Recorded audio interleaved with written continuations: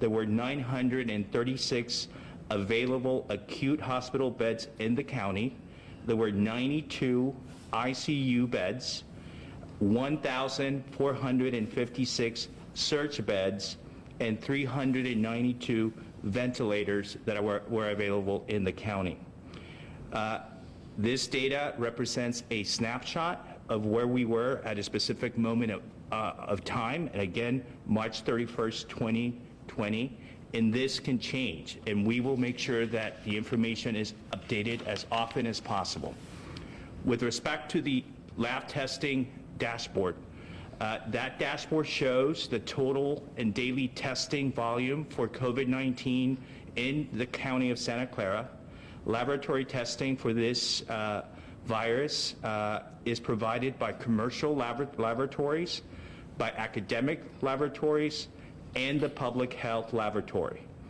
The public health laboratory is the sentinel and bridging laboratory in this kind of an emergency. The testing capacity in this county becomes more widely available depending on the ability of these players to provide more testing. The capacity is thus dependent on the ability of commercial and academic laboratories to grow their capacity rapidly. Lastly, as of April 1st, there were 8,246 residents of Santa Clara County that were tested for the virus. 956 residents of those tests were positive. 11.59% thus of those tested positive.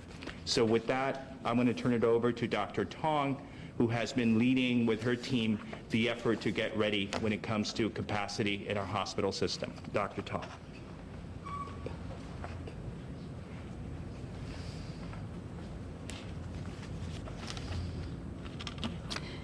Good morning. My name is Dr. Jennifer Tong. I am the Director of the Healthcare Surge Capacity Planning Branch of the County of Santa Clara Emergency Operations Center. We have a team of almost 50 people who are dedicated full-time, working 7 days a week to strengthen the preparedness of our county to manage an increase in the volume of hospitalized patients and otherwise patients who need medical care. We are collaborating with each hospital in our county, focusing on multiple areas, but there are three of which that I want to speak about today. First, personal protective equipment, or PPE. It is crucial that every person who's taking care of patients in our community has access to the supplies and equipment that they need to stay healthy, because their ability to continue working is one of the most important parts of our surge capacity planning. We are working hard to understand what volume of patients we might need to prepare for and what volume of personal protective equipment that we need to prepare for. Likewise, we're working hard to understand the inventory across our county of such equipment. Our next task after that is to try to close that gap between what we anticipate we might need and what is currently available. Due to the worldwide demand for these items, we are focused on local expertise and supplies to help close that gap. The second key item that we're working on is bed capacity. Each hospital in our county is adding additional beds and, in many cases, entire units to help care for an increased number of hospitalized patients. We are all collaborating to identify the equipment, supplies, medications that we all need to prepare for to take care of such an increase in volume. We're adding 250 beds at the Santa Clara Convention Center.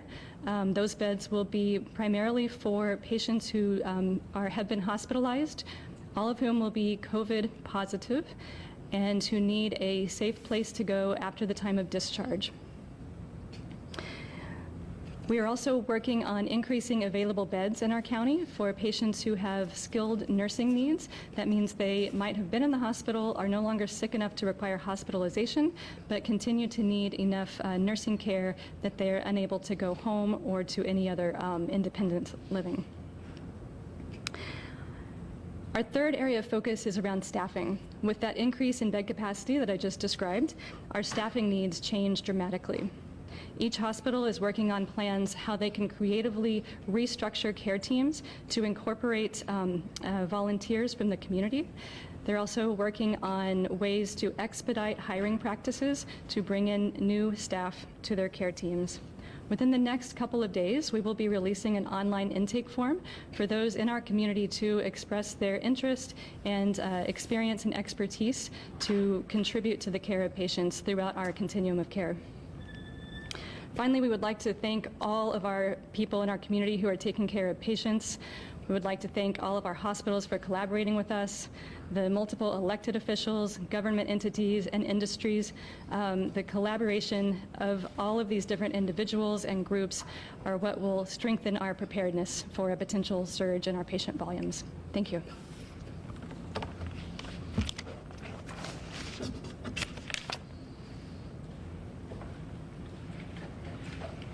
Thank you very much, Dr. Tong, and thank you to your team for making sure that we are prepared for this crisis.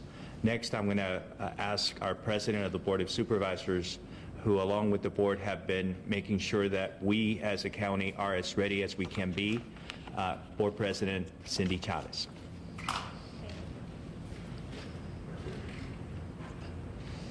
Thank you, and let me start by thanking all of you who are at home, who are doing your best to make sure we're not spreading this virus. I'll do a reminder that it's been many days, so it's hard to remember to wash your face, wash your hands and not touch your face, and all of those other careful things that you can do in terms of wiping down your environment and making sure your space is clean. One of the reasons that I was so excited about today is that a number of you have been asking us about where can we learn more about how many beds there are, where can we learn more about how many cases there are, where can we learn more about testing. And I want to just say how much I appreciate the leadership of the Santa Clara County Public Health Department in making sure that these grids are public, because we want to be transparent. So if you go on sccphd.org, and /coronavirus, you'll see each of these dashboards. One that explains all the new cases that we're getting, one that explains how many people are passing, one that shows you what we know about testing, and we don't have all the information yet, but we're going to keep updating those databases, and one that reflects what our needs are for the hospital. The reason this is so important is we want you to know what you can do to help, and also what is happening on your behalf. I think it's very concerning. If I were at home, I'd want to know this information, and that's why we're making it public. Let me just close with this, and I'm gonna try to remember to say this every time I get a chance to talk to you, the public. Let's make sure that we're being extra supportive and kind to our grocery workers, to the folks who are making food, to the truck drivers. Let's make sure we're thanking everybody in our health system. These are really challenging times, and we have some people who haven't been able to work, and a number of you are working at home, some of you who have lost your jobs, but we have a lot of people, firefighters, police officers, the ambulance drivers, people who are essential workers on the front line who are doing their very best to make sure our community stays safe. So let's stay patient with them, and let's stay patient with each other. Thank you.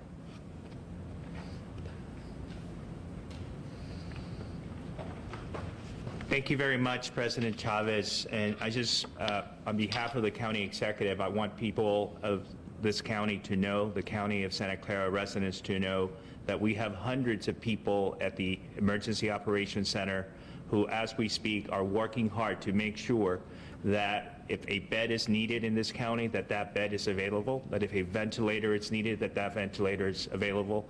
A lot of thought and energy has gone into this effort, and we are doing everything we can to make sure that we're ready for any surge when it happens.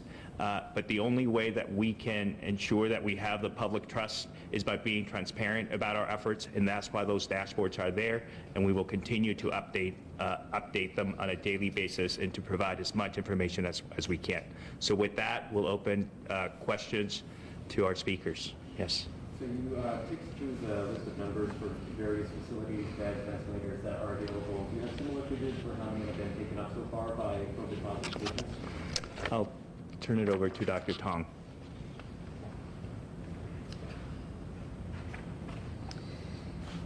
The question is if we have data on how many beds in our hospitals have been taken up currently by COVID-positive patients. And the answer is that yes, we do have that information. In fact, on the new dashboard about hospital capacity, there is some information there about the number of hospitalized patients in our county who are COVID-positive. And does that include ventilators as well? How many ventilators are taken up? The question is if that also includes the number of ventilators that are taken up. Yes, the dashboard also includes data on the number of ventilators in use, as well as ventilators remaining available. Those numbers are definitely not static. Each day, new patients are put on ventilators. Some patients come off ventilators, and our supply of ventilators in the county is also dynamic as we receive some supplies and repair some supplies that are in need of repair.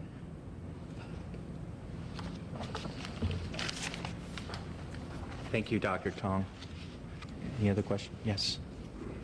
Is there any kind of concern that these numbers and these updates will actually cause a public reaction? I mean, people are concerned that they react to saying like a shortage or feeling like there's something. Is there anything within that information that kind of could give a perspective or provide more information besides the numbers? So the question is if there is any concern on the part of the county, if by providing this information that we will create some concern within the public about whether or not we're ready in light of those numbers.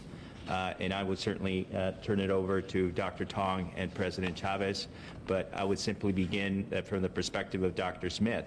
The reason we want to be transparent is because we want the public to be confident that we are doing everything we can to be ready.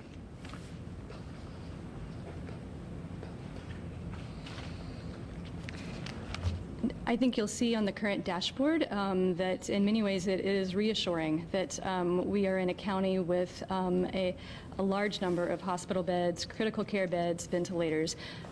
So by sharing the data, in some ways I think it will reassure people that our hospitals currently have a significant amount of remaining capacity. I think another reason for sharing the data is to highlight the importance of the social distancing order. With each additional efforts towards social distancing, we anticipate that our prevalence of illness in our community, as well as our number of hospitalized patients, should be impacted by that increased social distancing. And so there's a close association between the social distancing orders and the measurement of capacity in our community.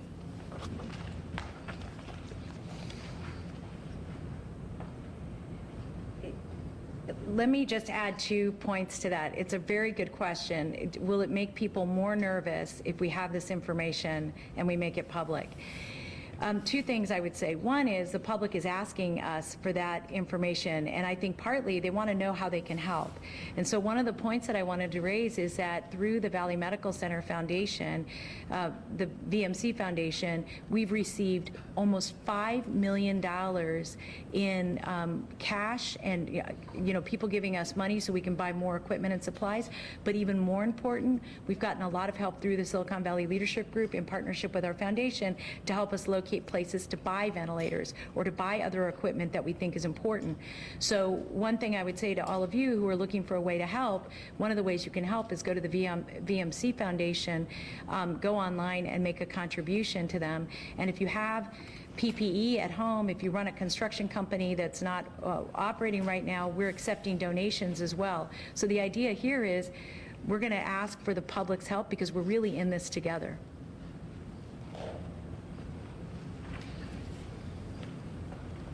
And I will close on that point about what this information should mean to the public.